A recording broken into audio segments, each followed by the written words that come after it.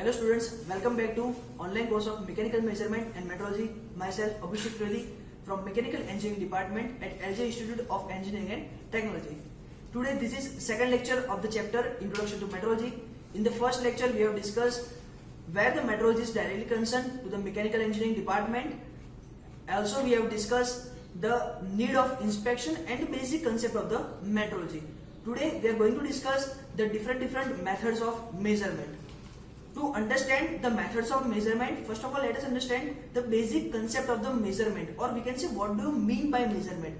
Measurement means it is a quantitative comparison between the predefined standards and the unknown magnitude. If I have to measure the length of a given line, then what I am supposed to do, I will take a scale, I will put the scale on the line and simply I will measure the length of the line. This particular process is known as a measurement. We have classified the measurement in a different methods. Today we are going to discuss these all methods in detail.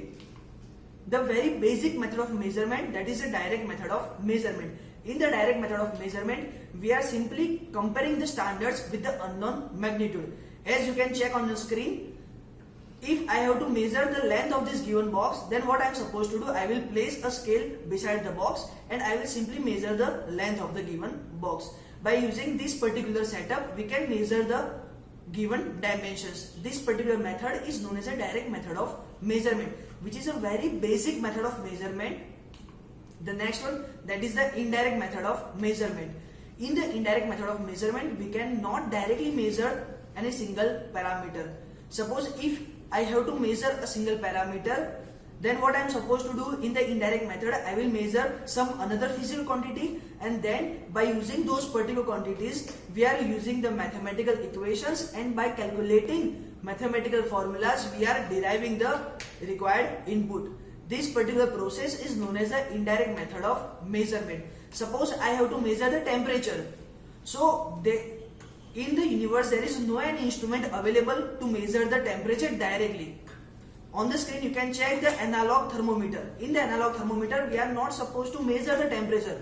What we are doing, we are measuring the length of the mercury inside the glass tube. In the glass tube the mercury is risen, and what we are supposed to do, we are just calculating the height of the mercury, and by calculating the height of the mercury we are simply calibrating those particular height in terms of temperature, and this is known as a temperature measurement. So measurement of the temperature, that is the indirect method of measurement. The third measurement,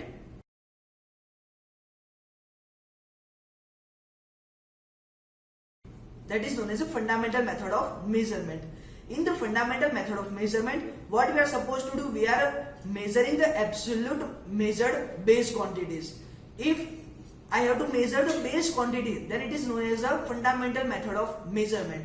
Suppose I have a random thermometer, and if I have to calibrate this particular thermometer, so to calibrate the thermometer, what I have to do, I have to measure 0 degree Celsius and I have to measure the 100 degree Celsius. By measuring 0 degree and 100 degree, I will just put a mark on the glass tube, and whatever the length is generated between these 2 points, I will simply divide the whole length in 100 divisions, and these all divisions represent the 1 degree centigrade each. So to measure this particular 0 degree and to measure this particular 100 degree, the measurement of these two particular quantities is known as a fundamental method of measurement. On the figure you can check, we have measured the 0 degree, exactly 0 degree. So this particular measurement of the 0 degree is known as a fundamental method of measurement. Then the next method of measurement, that is the comparison method of measurement. In the comparison method of measurement, we are comparing the known value with unknown parameters.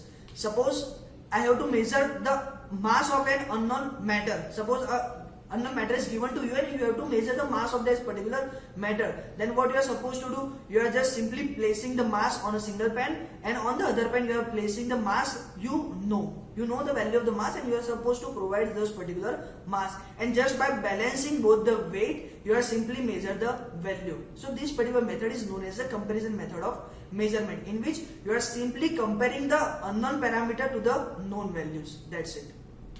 Then the next method of measurement, it is known as a transposition method of measurement. In the transposition method of measurement, we are changing the position of unknown quantities as well as standards.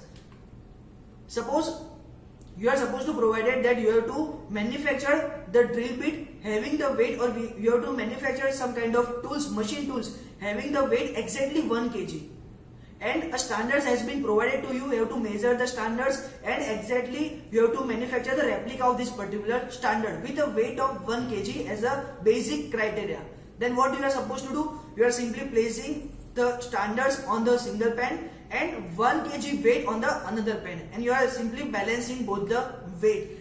By this balancing you can measure that whatever the standard is provided to you, you have measured that particular standard as a single 1 kg unit.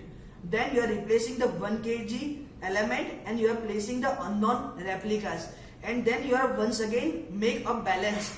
If the replica and the given standard is making a balance properly, then we can say that whatever the replica has been generated is exactly equal to the given standard, and the given standard is exactly equal to the 1 kg of the weight. Then this particular measurement is known as a transposition method. It means you are supposed to change the position of either unknown quantities or standards. This particular setup, or we can say this particular procedure, is known as a transposition method of measurement.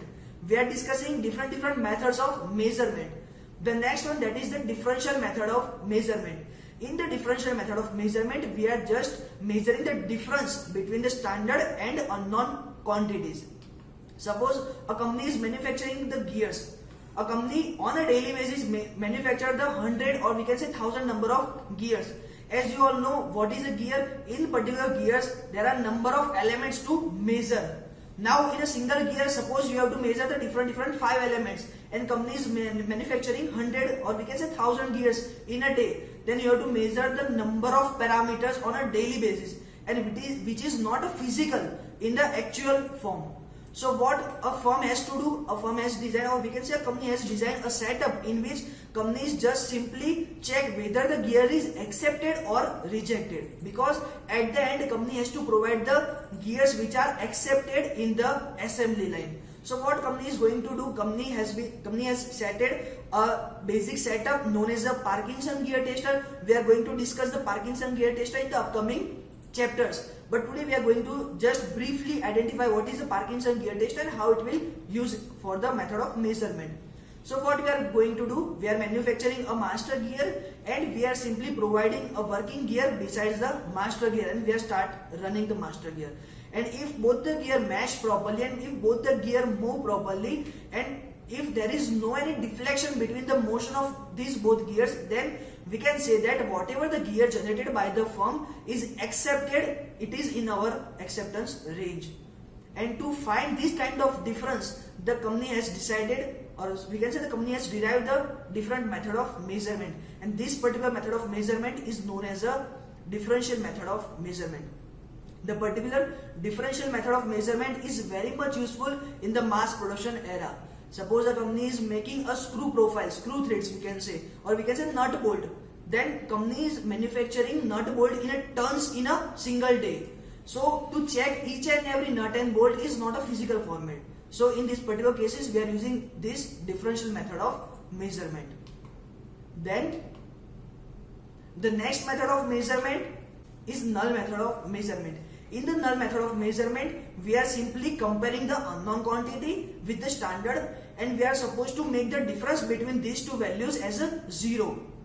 We are providing a simple pointer setup.